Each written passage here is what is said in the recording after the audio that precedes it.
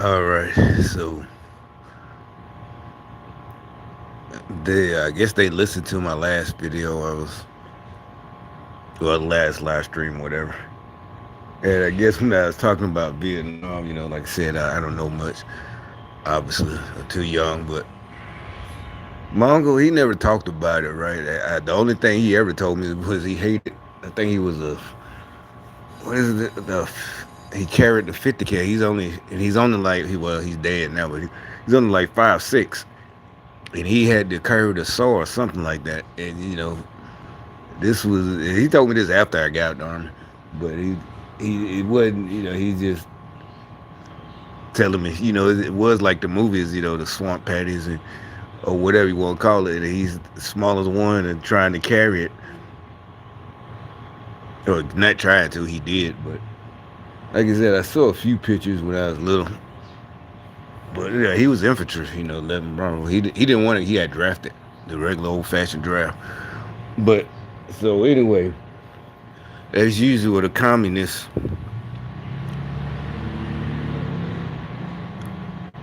So they put this in my recommendations, and it's more communist bullshit I see. And it's only from 11 months ago. So I'd never seen it until about 30 minutes ago. I was doing something, and clicked on this right quick. Well, and sure enough, it's what I thought. And the thing is, it tries to say, well, was it justified, or was it communist hysteria? I'm like, you made this 11. Well, maybe they just posted it 11 months ago. I don't know when did this when was this film actually made? Oh, 2021. Okay, see, maybe, but by 2021 we still see that there is, yeah, communists are real. It's not hysteria. So we know, like I said, BLM admitted they're trained Marxists in their words, all of that.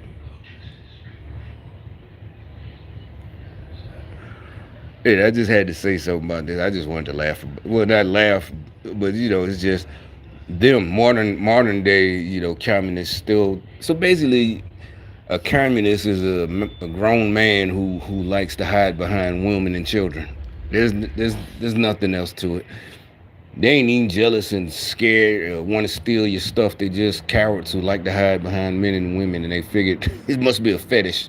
I mean, women and children. And, they figure the best way to do it is to piss everybody off. And like, remember I used to say, why you trying to get me to beat you up? That's gay. What he wants? Just join a sex club and have somebody, beat you. Stop trying to get me to fight you. That's gay, man. I want to fight you.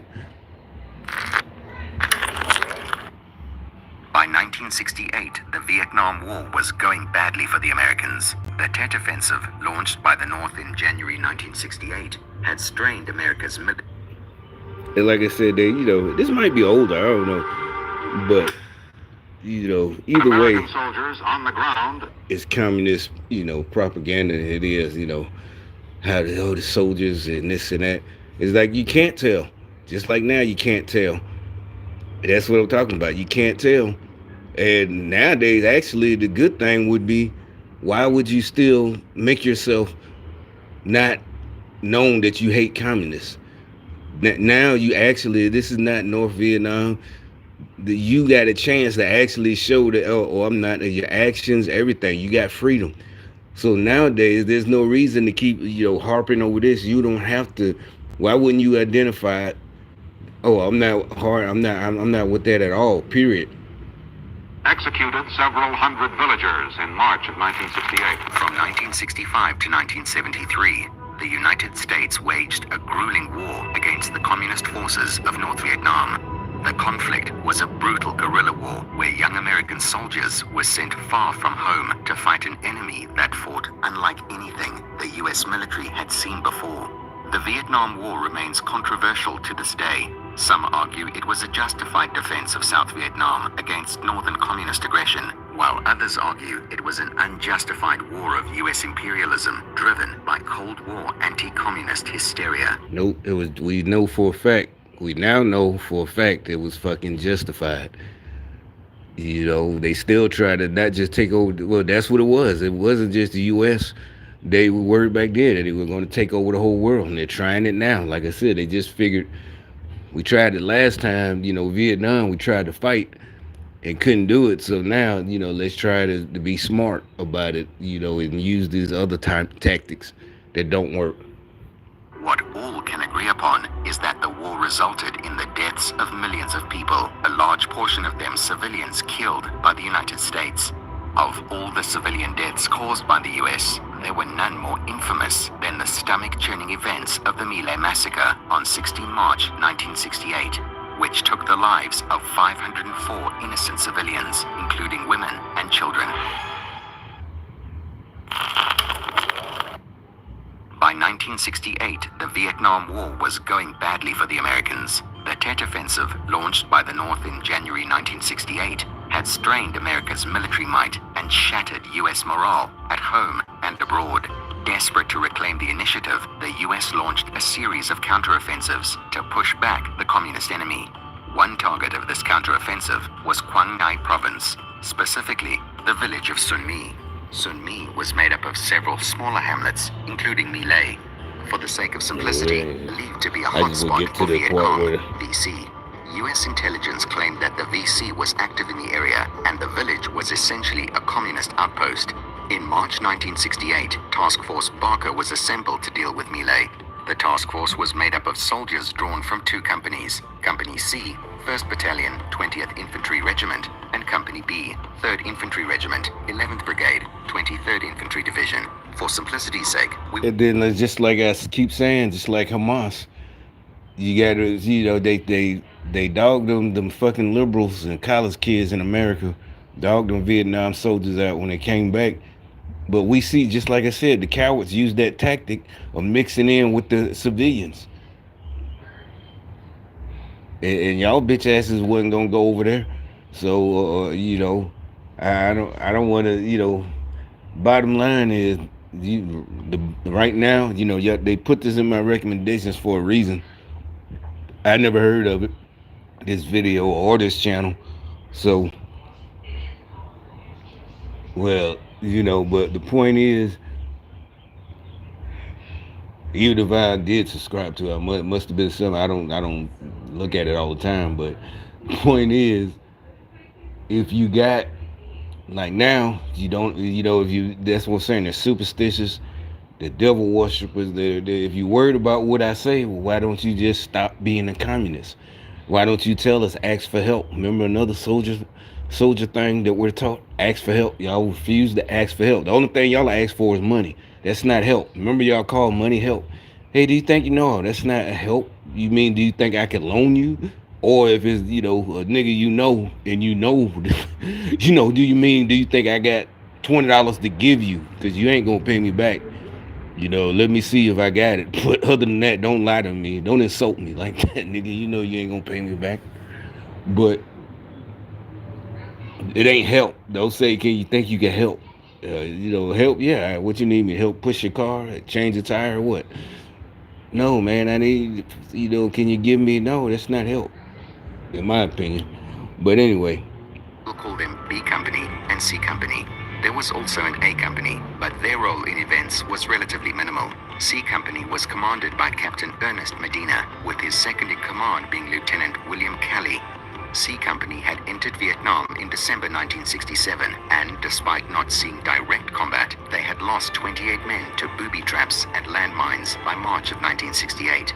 On March 15th, C Company held a memorial for a much-beloved sergeant who had been killed the previous day. The soldiers were angry, frustrated, and craving revenge. And soon enough, they would try to take it. That evening, Task Force Barker was told that they would be attacking. See how you already gotta watch this whole thing. You already see how he tries to frame it. They try to frame it. They were just hungry and wanted to kill anybody.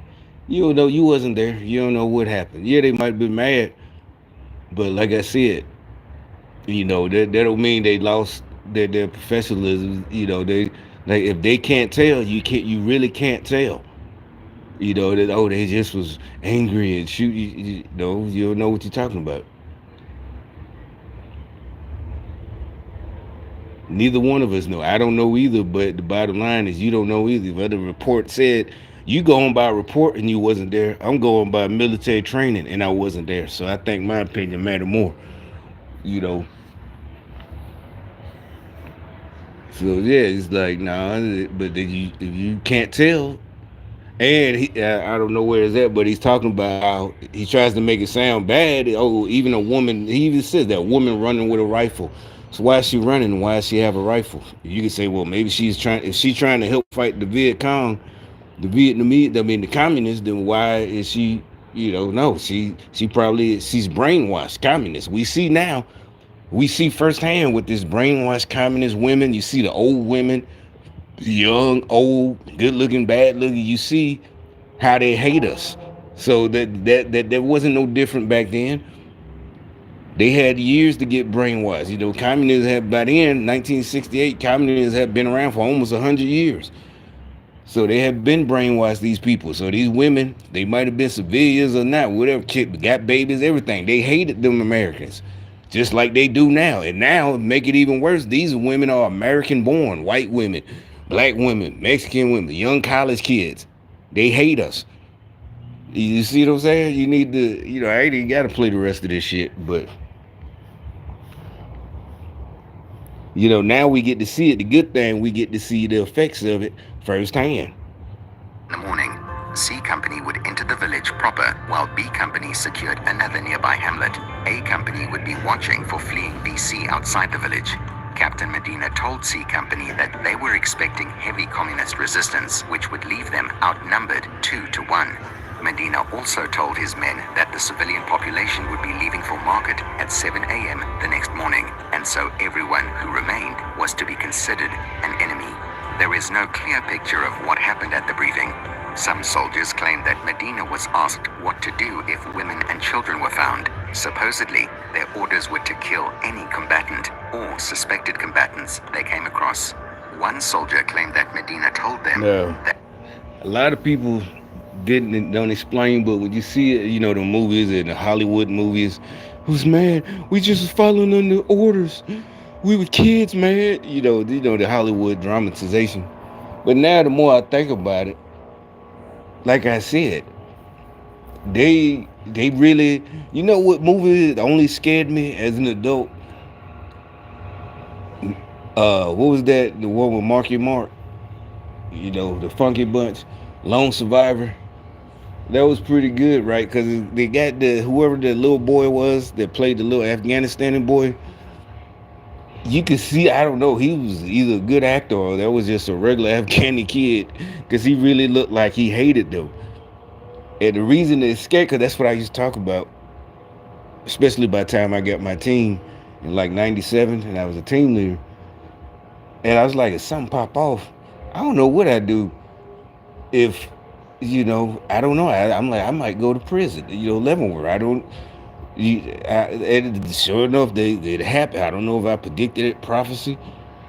It's when I was in the 82nd, and I'm dead serious, and it was like so realistic, and I didn't even get to go. I got hurt like right before, I got out, and literally that was the exact when he had to choose between just killing that boy, and his whole team died. And if he would, like I said, I don't know. I think I would have killed him.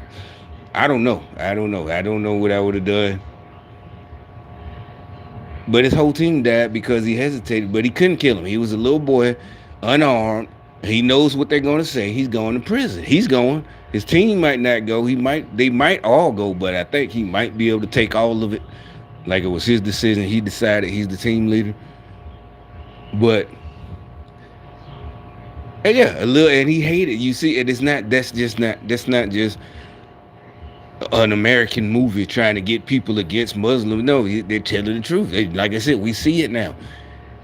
He hated them and he wanted to fight, but he was just too young or what. I don't know what it was. Remember, and that's why he couldn't wait to get back down the hill to tell the Taliban guys, his dads and all of them, his uncles. He couldn't, because he knew they wouldn't do anything to him, and they had to retreat. And he going down the hill. You can say, but you already know. And that's what so that's what we're talking about. And I think it probably, and when I was in the army, when I took, probably was what I saw and heard in school and everything else about Vietnam. That's probably where I got that from. When I was saying that, I'm like, damn, I hate these, the rules and engagement, Geneva Convention. I'm like, why we're the only ones that fight by that? Any enemy, majority, they're not gonna. By then, all you saw was the first Desert Storm, 1990. They gave up, but that's,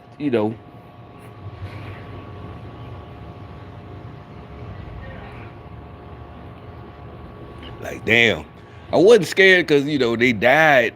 What if I would have died? No, I'm thinking, like I said, I don't know what I would have did. I don't know if that little boy would have came off that hill. But I don't know. I wasn't there, so neither here nor there. But anyway.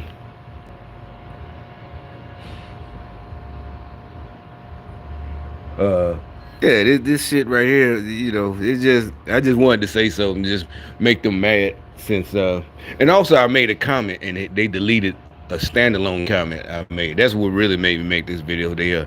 I made a comment about, no, we see that, let me see, it's probably gone already. Now that's another thing. You used to be able to refresh, but they just changed the UI update. Cause I ain't changed phones. I mean, I changed phone, but I think I did videos and I show you how you can refresh it. Just like anything, an app, you can pull it down, right? And now you can't do it no more. So that's how you know they're full of shit. Yeah, you used to be able to just refresh it and you see your comment been deleted.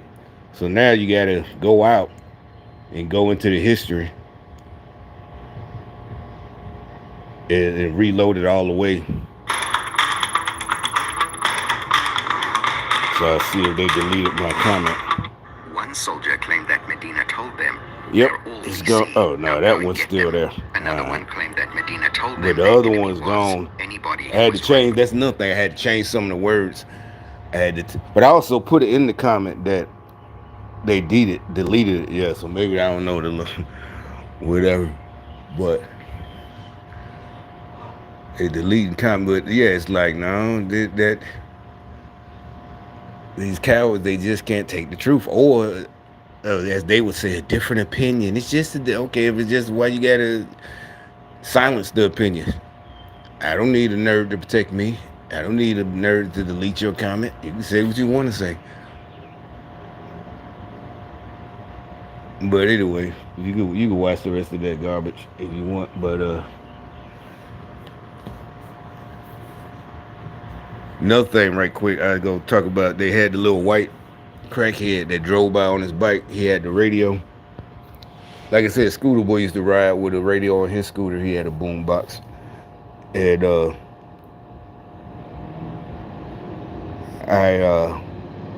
well, obviously anything by the Loonies is gonna be old. I think Yuck Mouth be making mixtapes, but I was playing yesterday, but he played the it's almost like the Safe Looney song. He played. He was. I don't know if you heard it. I was just making that video earlier. I got 5 on it, but anyway, the this one right here. This is okay. This came out in '97. I remember I went and got it. Right. I thought everybody was gonna get it. This is what I'm talking about. This is like the downfall. This is not this album. What I'm saying, I noticed it then. Everybody, I was going home. I talked to my niggas at home, and this and that. Nobody's really buying it no more. And that's what I'm saying. That now everybody by then, I think they're on the Hot Boys that came out. That this hard. And this album was more hardcore than their first one.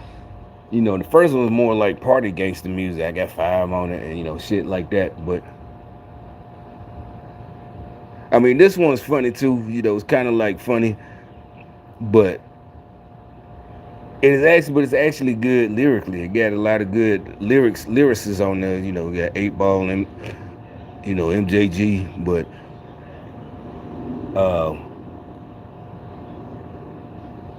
what I was gonna talk about, yeah, like I said, the lyrics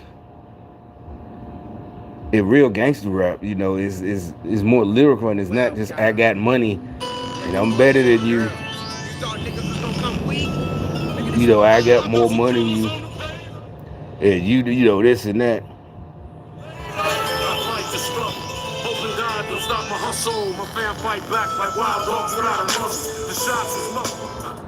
And like I said, this right here, this song, now I remember, it's positive. I don't care what you say. I know it's like, oh, he's talking about killers and this and that. But if you listen, is he like I said, a lot of this album is talking about what we always been saying, real gangster rap. He said you hate all niggas that's getting money. He's sticking up for everybody that's getting money. And like I said, this I was in the army, but it's still positive. To me, you know, uh, don't stop the hustle. You just getting, you got to do your job.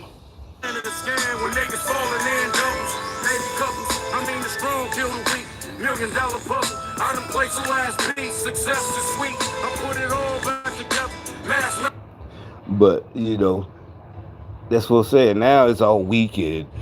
Effeminate females, Cardi B, Megan Thee Stallion, Pussy Power, all this. That's why these little boys so confused now. 20 somethings and 30 somethings.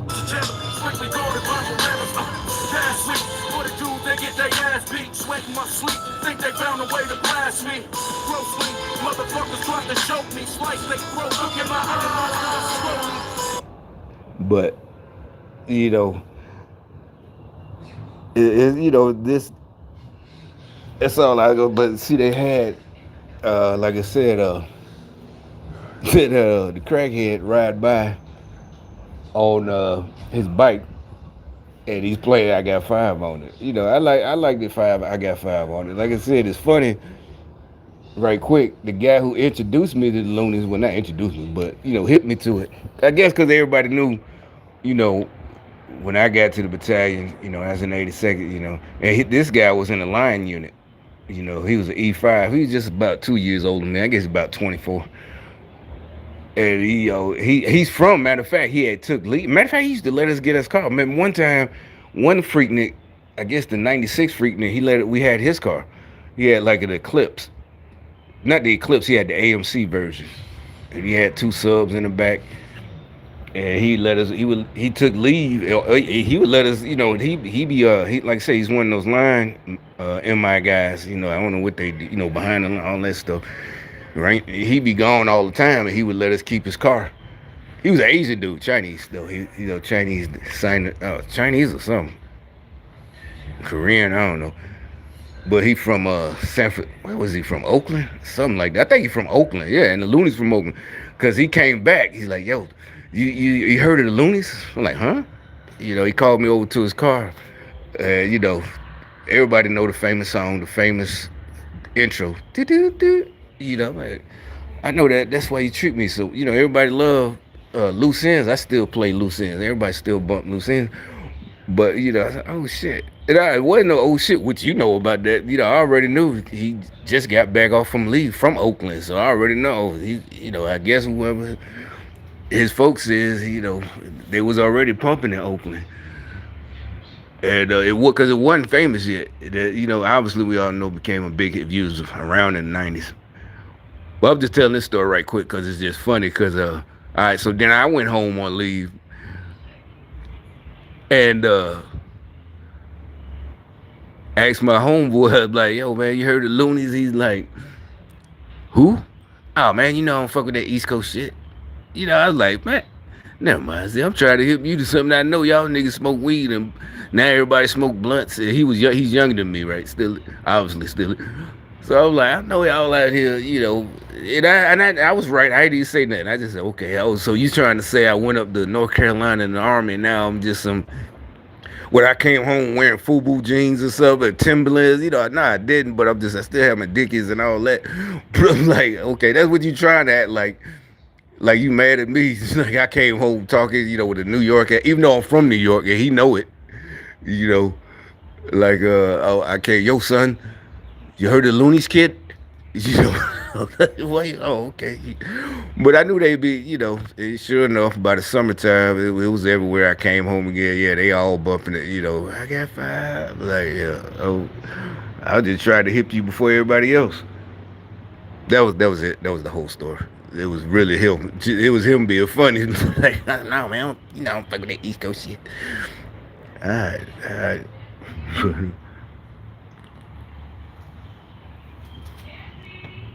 But the so like I said, I was just saying, they had him. Like I said, you could tell when the camera, it's like they scared of real. They only could play like the safe radio happy song, the radio version, something like that. And just because they're superstitious, they did. As a matter of fact, right before things really got bad, when had just got home, 2002, I'm playing some old music. And they starting that. Oh man, that stuff is really. You keep playing it. I'm like, that stuff. You used to love this shit too. Like, yeah, like it's superstitious. Oh, you speak that shit into existence. This and that. And while you like his life go, I'm like, no, man, you doing your job and whatever y'all actually doing drugs. That's your problem. It ain't no because you listen. But that's why they. I told you they. It's like they don't want to hear it. They get scared when I drive by, and they turn on. They try to turn on that new whack shit that effeminate 6ix9ine or what's the other one that got a case, Young Thug, that whack rap music, the Migos. It's not even rap. Like I said, it's not hate. I don't get your money, but don't call it gangster rap. Oh, it is that gangster. There's no gangster. There's no more gangster rappers. Snoop it up every once in a while. I think they released a new tape, a new CD, something a month ago. But that's not considered to me a new gangster rap song. It is. That's what he's talking about. But I'm just saying, it's just over. He's just doing that to be doing something. He don't need that. It's not gangster rap no more.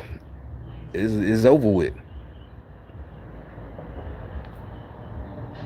Let me see. I think I know I got it. That new it's just a single. Yeah, it's just a single. Uh yeah, got Dog Pound, Daz and Corrupt.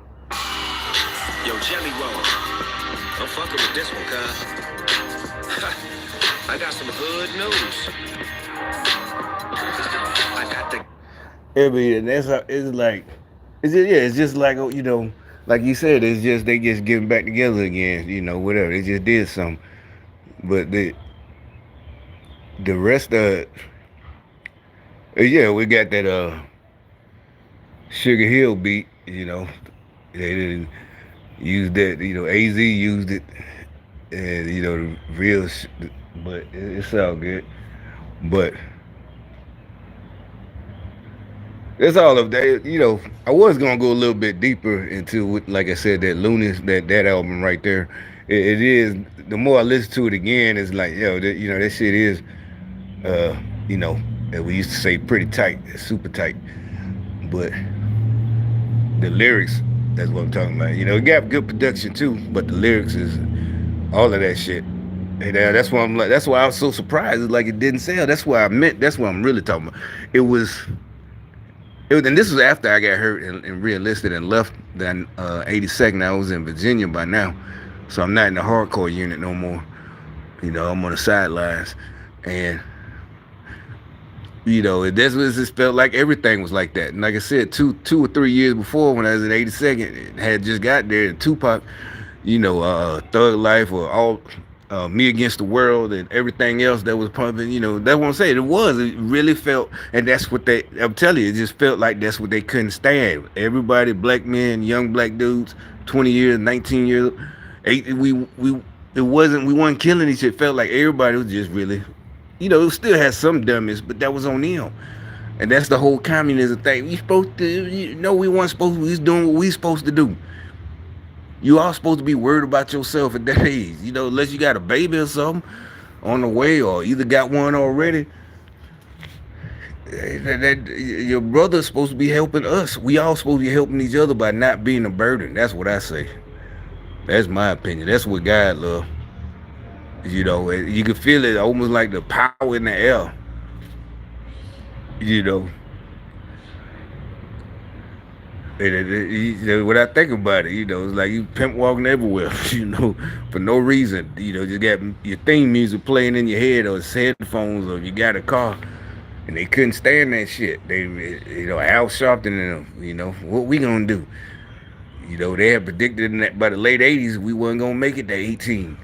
And these niggas like, how the fuck we gonna make some money? You know, like they do now. They brought them back. Remember all them new guys in Chicago, and they every time a murder happened, one of the activists go and look sad, and that's what I'm saying. What else did this nigga do? Nothing. He an activist. He get paid. That's what I'm saying. They want. They did. If you think about it, think all of us who was around in the 90s, there was no community fucking activists. Even though I left, but before I left, remember, just like now, you could have got killed when you was 14, 15, 16. So when some of my homies got killed before we was 16, 15, there was no community activists to come around.